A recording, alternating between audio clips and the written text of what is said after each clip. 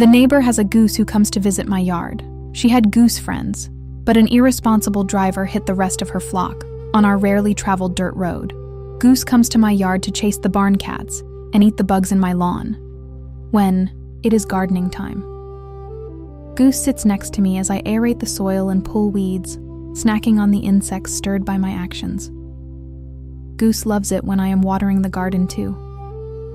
I pour the watering can over and Goose gets under the spout, fluttering around in the created raindrops. I also fill a tote of water for Goose, where she dips her head into the water to splash it all over the place.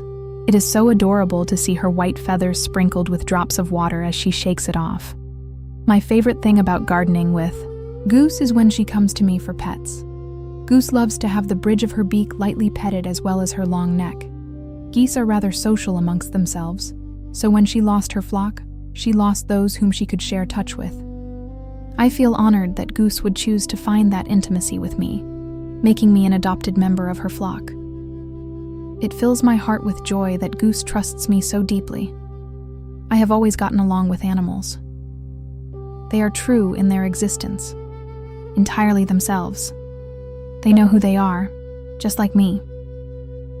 I know thyself. It is not me having no caution with them, because who they are can be dangerous to me, just as I could be dangerous to them. The communication I share with the animals is just a shared existence in our lives. We trust each other, so we make space for each other to exist exactly as we are. Other animals that I have shared these strange experiences with are a dove with a broken wing who I cared for until it could fly free again.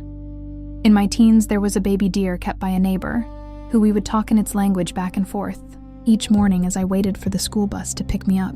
After school, I would sit by their encagement as it played and frolicked talking its shit, making me giggle. In my 20s, a field mouse shared a dilapidated house I slept in the basement of. The mouse would sleep next to my head on the pillow, each night. When the early dawns brought the coldest temperatures, Mouse would curl up under the blanket by my arm. I would save crackers from my soup to give it breakfast every day.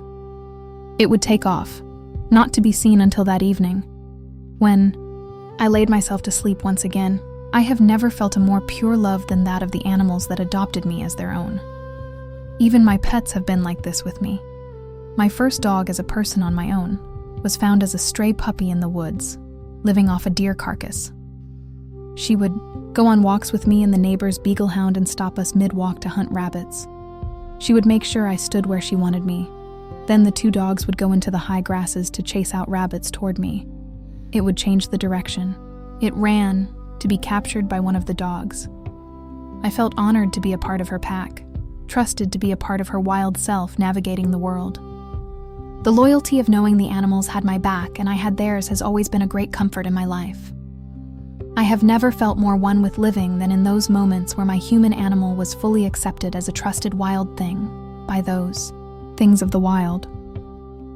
As an adult, I have had a wild raccoon and a possum that were wounded come to my front porch needing care and help, which I provided them. The barn cats kept them around as pets after they healed up.